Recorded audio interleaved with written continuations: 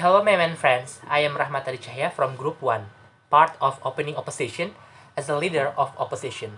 I want to give my argument for Prime Minister statement that Prime Minister say first, can you imagine how children use social media without their parents? It will be bad for them because they do not understand what is for themselves.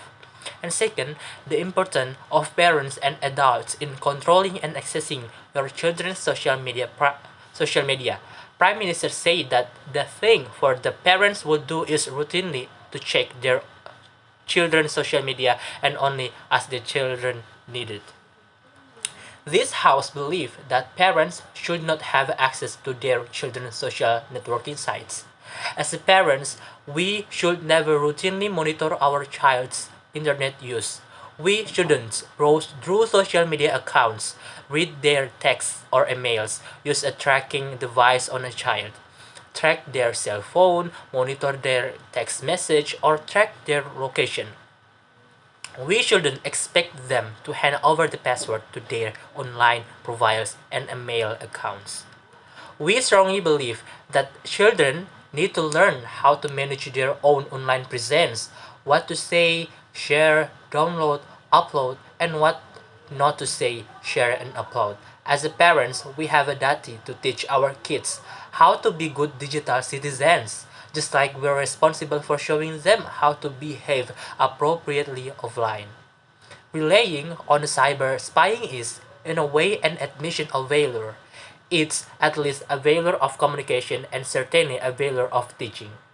I totally agree that most kids know a lot more about technology than their parents. They will find a way to hide their online activities if they are really motivated, and if they don't know how, Google is always here to help. We're absolutely right that the internet has its dark place, and we've all read the media accounts of kids being victimized. They can be bullied by classmates. They can be lured by online predators trolling Snapchat, Kik, After School, and other anonymous chat apps. They can make bad decisions like sharing photos with only one friend that quickly finds itself viewed by everyone at school. They can be cyberbullies themselves. Besides being victimized, they can also be exposed to all kinds of inappropriate content, from adult websites to foul language and inappropriate videos. I understand that even though many parents completely trust their own children's online activities, they don't trust the random people they might be chatting with.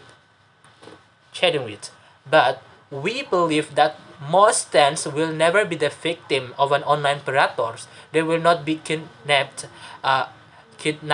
and their lives will not be destroyed by seeing the V word or neck picture online.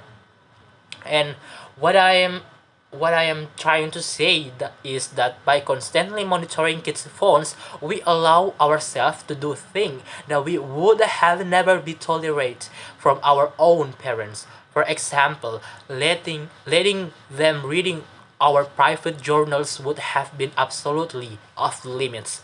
It would have been unacceptable for them to pick up the phone in the kitchen and listen in on calls. We would think them insane if we caught them hiding behind some buses, watching us hanging out with our friends, or driving behind us, watching our every move.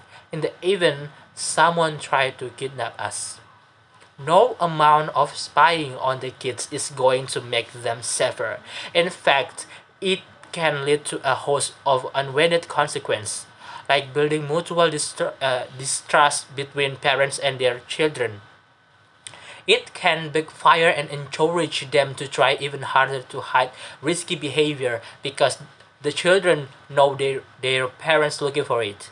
Yes, survey says it's quite common for parents to digitally snoop on their kids. According to a recent Pew Research study, more than 60% of parents monitor what website their children are visiting and what they're doing on social media, and another 35% of parents actually have the password of their kids' social media accounts. Technology has a place in helping parents and their children become smarter about the digital world. Both its benefit and its danger, it is our role as a parents. When you snob into their personal life more than you should, it can harm your relationship with them. If you keep interfering in their life, it might show your mistrust and can hurt their feelings. Now, Nowadays, the problem is that most of the parents move towards monitoring their kids because of their insecurities and anxieties more than the concern for kids' safety. Moreover, if you are spying on them covertly, they will know eventually because of their teach savvy attitude. Once they get to know, they might not trust you anymore and become more secretive than ever, which can be harmful to your relationship. Hence, privacy matters for them now more than ever. Parents must find out some healthy ways to keep their children safe and secure from the dangers of this tech world. First, they must realize how much snooping is okay and why exactly are you doing it.